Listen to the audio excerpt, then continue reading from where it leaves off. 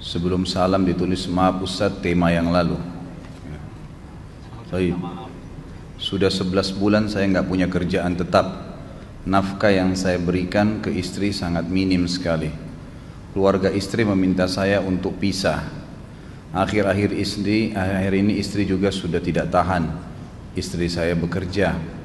Sebenarnya kami masih saling menyayangi. Istri saya masih cinta sama saya. Ustadz, gimana saya menyikapi masalah ini? Apa saya ikuti maunya istri dan keluarga? Saat ini istri saya lagi didekati pria lain yang lebih mapan dan kaya.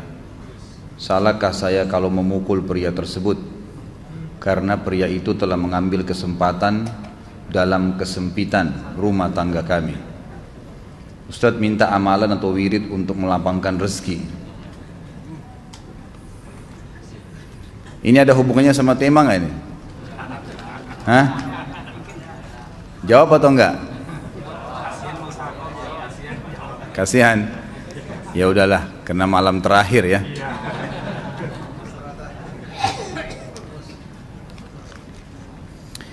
Yang pertama sekali, saya menyarankan Anda saran dari laki-laki ke laki-laki.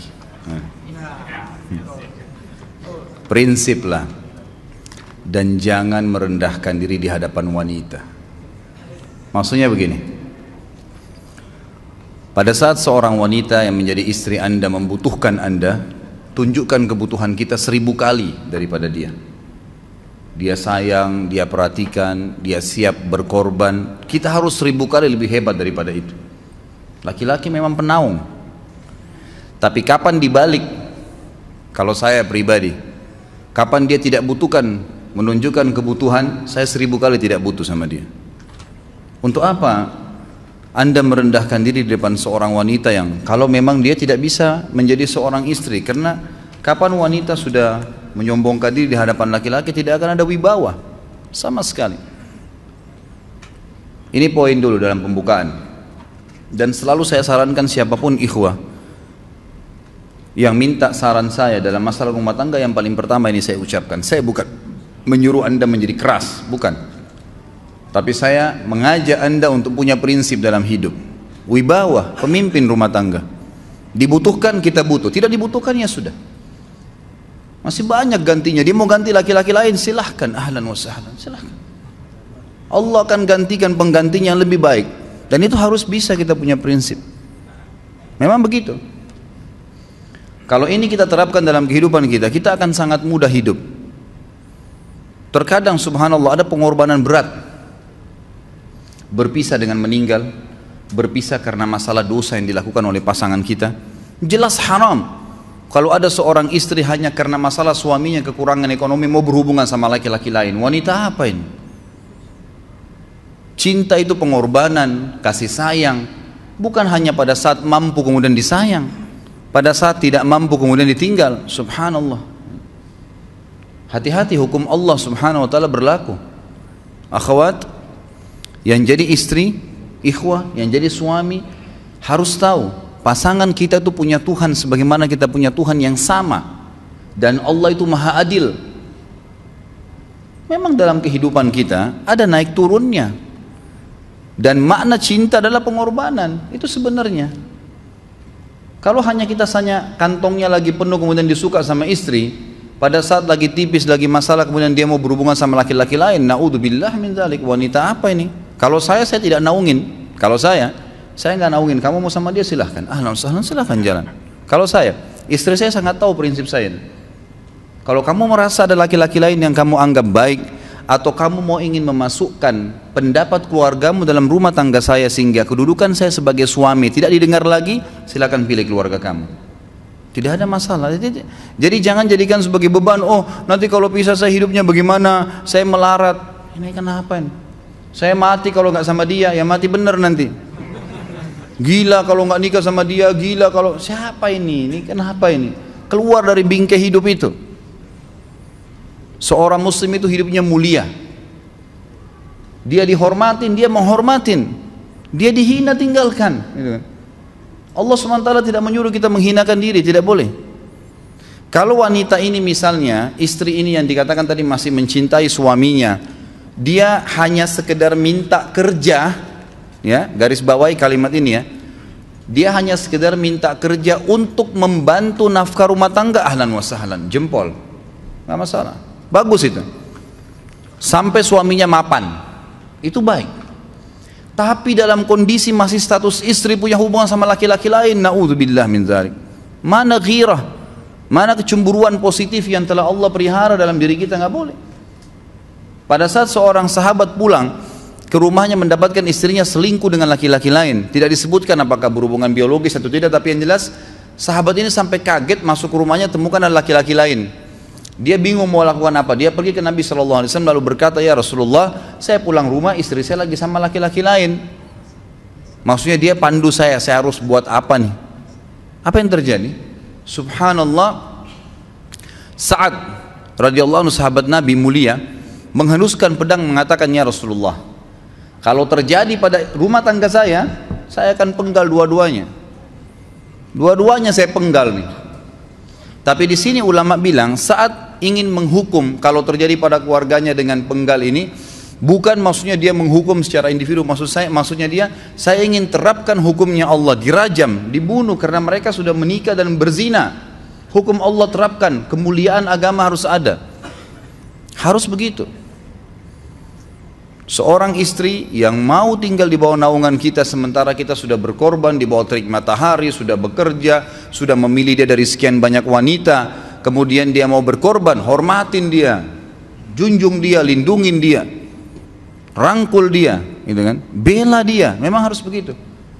Tapi kalau masih dalam naungan, kemudian sedikit himpit masalah ekonomi lalu berhubungan sama laki-laki lain, naudzubillah, jangan dipertahankan, berbahaya sekali, gitu kan? Jangan Anda menjadi laki-laki lemah gitu. Saya kemarin ditelepon oleh 2 orang sekaligus, subhanallah. Sahabat dekat telepon kepada saya, laki-laki. Ustadz, maaf mau ngomong sebentar. Baik, silahkan. Ustadz, saya ini istri saya pulang ke rumah ke kampung ayahnya ibunya karena alasan mengurus ayah dan ibunya. Akhirnya saya sama anak-anak ditinggal di sini sendiri. Setiap kali saya panggil pulang, dia bilang, sudahlah saya nggak mau pulang. Kalau mau nikah lagi silahkan. Dia bahasakan begitu. Bagaimana sarannya Ustadz? Saya bilang nikah lagi. Dengan tegas saya bilang nikah lagi. Kalau tidak terbuka pintu fitnah. Perempuan itu kenapa harus pilih orang tuanya? Tidak boleh secara syar'i. Nggak boleh. Sudah menerima akad nikahnya seorang laki-laki, laki-laki itu yang dinomorsatukan di atas ayahnya, nggak ada alasan. Kalau suami izinkan boleh urus orang tua, kalau nggak diizinkan tidak boleh, nggak boleh. Bagaimana dia tinggalkan suaminya sama anaknya? Kaget itu saya katakan begitu. Iya, bahkan sekarang hukum poligami sudah wajib bagi Anda, nggak boleh. Wajib sekarang. Ini ragu mau melangkah seakan-akan poligami itu dosa, padahal dia ditinggal oleh istrinya. Bagaimana bisa ini? Ada laki-laki seperti ini nggak punya prinsip, harus melangkah. Dia sudah dapat jawaban saya dikasih, ini Ustadz teman saya juga mau bicara, masalahnya sama lagi. Ustadz istri saya tinggalkan saya, Ustadz kayak mau menangis. Sebentar, jangan pakai nangis laki-laki. Apa ini cengeng? Ditinggal wanita nangis, subhanallah. Orang nangis itu ditinggal meninggal Rasulullah SAW, ketinggalan sholat subuh berjamaah, itu nangis. Nggak jadi jihad, nah itu nangis. Ditinggal perempuan nangis, la ilaha illallah. Allah ciptakan perempuan lebih banyak daripada laki-laki. Ini bukan menurunkan martabat perempuan ya. Artinya harus seorang pemimpin itu punya wibawa. Nggak bisa, kalau nggak akan dianggap remeh nanti. Istri itu dinaungin, dilindungin, dididik, diberikan haknya ia. Berikan berlipat-lipat penghormatan sebagaimana dia berikan satu penghormatan, nggak apa-apa. Tapi jangan sampai menginjak martabat seorang pemimpin, tidak boleh. Akhirnya saya sampai bilang sama dia, akhi, ambil keputusan. Kamu mau balik sama saya berumah tangga di sini, atau kamu pilih rumah orang tua kamu? Oh, saya pilih orang tua saya, baik, saya ceraikan kamu sekarang. Assalamualaikum, tutup telepon, selesai. Jangan lama-lama.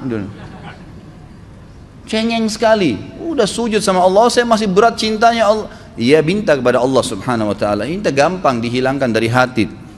Sebagaimana dia datang dia bisa keluar, gampang itu. Subhanallah ya, jangan terlalu mencintai dunia berlebihan. Kalau saran saya, Kalau istri anda ini tanya baik-baik, kalau kamu bekerja hanya karena mau bantu nafkah rumah tangga sekarang, ahlan wa sahlan, silahkan. Selama pekerjaan halal, antar dia ke tempat kerjanya. Muliakan dia, jaga, jemput pada saat pulang, anda pembelahnya, begitu. Tapi kalau berhubungan sama laki-laki, ada subhanallah suami, depannya dia istrinya telepon laki-laki lain dan dia menerima itu. Mana ini? Dalam agama haram, wallah haram itu hukumnya. Nggak boleh. Itu namanya dayuth dalam agama. Nabi SAW mengatakan Allah melaknat dayuth. Kata sahabat, siapa itu dayuth ya Rasulullah? Laki-laki yang tidak punya cemburu terhadap pelanggaran agama yang terjadi pada istrinya. Gimana caranya?